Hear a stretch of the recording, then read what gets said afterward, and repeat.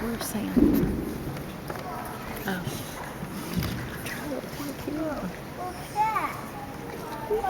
One day in January, Hermit Crab said, "Time to move. I've grown too big for this little shell." He had felt safe and snug in his shell, but now it was too snug. Hermit Crab stepped out of the shell and onto the floor of the ocean. But it was frightening out of the ocean without a shell to hide in. What if a big fish comes along and attacks me, he thought. I must find a new house soon. Early in February, Hermit Crab found just the house he was looking for. It was a big shell and strong, so he moved right in, wiggling and waggling about inside to see how it felt, and it felt just right.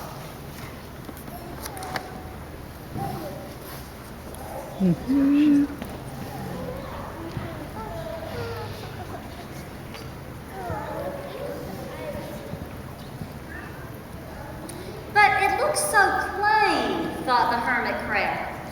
So in March, he met some sea anemones. They swayed gently back and forth in the water. "Oh, how beautiful you are," said Hermit Crab. "Would one of you be willing to come and live on my house?" I wish I did that.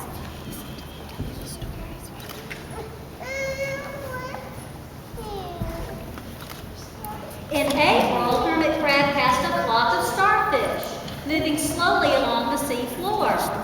"Oh, how handsome you are," said Hermit Crab. "Would one of you be willing to decorate my house?"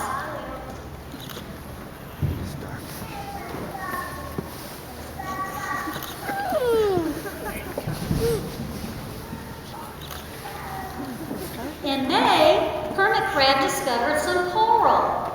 They were hard and they didn't move, but he said, "Oh, how pretty you are. Would one of you be willing to make my house more beautiful?"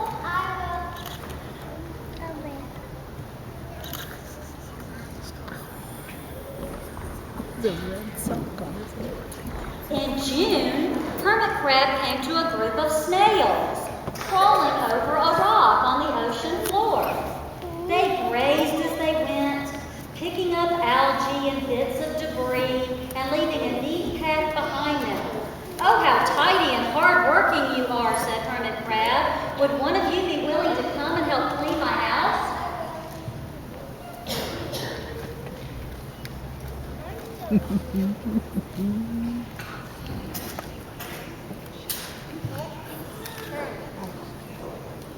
In July, Hermit Crab came upon several sea urchins. They had sharp, prickly needles. "Oh, how fierce you look," said Hermit Crab. "Would one of you be willing to come and protect my house?"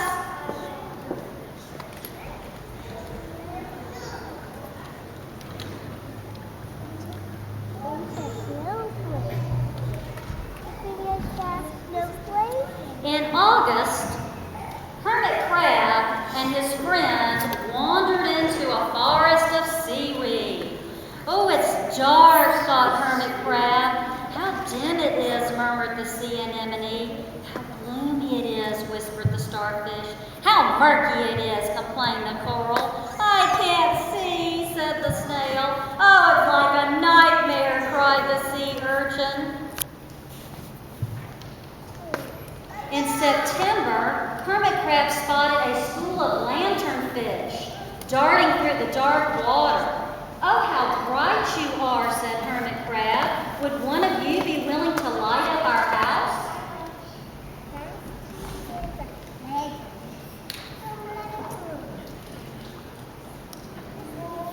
In October, Hermit Crab approached a pile of smooth pebbles. "How sturdy you are," said Hermit Crab. "Would you mind if I rearranged you?"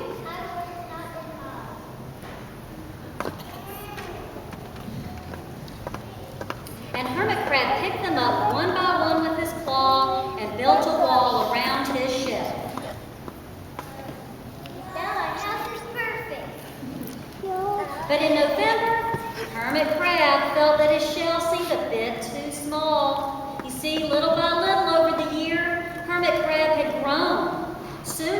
find another bigger home. But he had come to love his friends, the sea anemone, the starfish, the coral, the sea urchins, the snail, the lanternfish, and even the smooth pebbles. They've been so good to me, thought Hermit Crab. They're like a family. How can I ever leave them? Well, in December, a smaller hermit crab passed by. I have outgrown my shell. Would you know of a place for me? I have outgrown my house too, answered Hermit Crab. I must move on. You're welcome to live here, but you must promise to be good to my friends. The following January, Hermit Crab stepped out and the little crab moved in.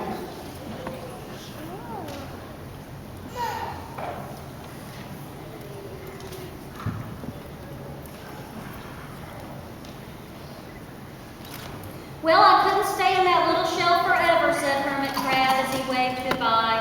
Well, the ocean floor looked wider than he had remembered, but he wasn't afraid this time.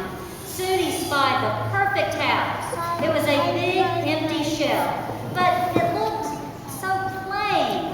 And then he thought, sponges, barnacles, clownfish, sand dollars, electric eels.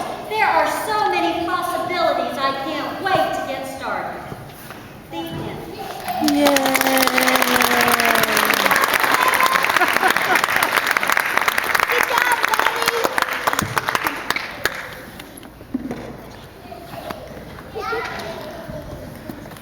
Good story. Thank you so much, Miss Alice's class. Didn't they do a wonderful job? You have a couple of minutes to go and check your bibs, and then we'll call you back for our next group that'll take the stage and do their story. So if you haven't picked up your auction sheet, you can check with Miss Beth right out here in the lobby and get your Good code. job, Butter. And otherwise,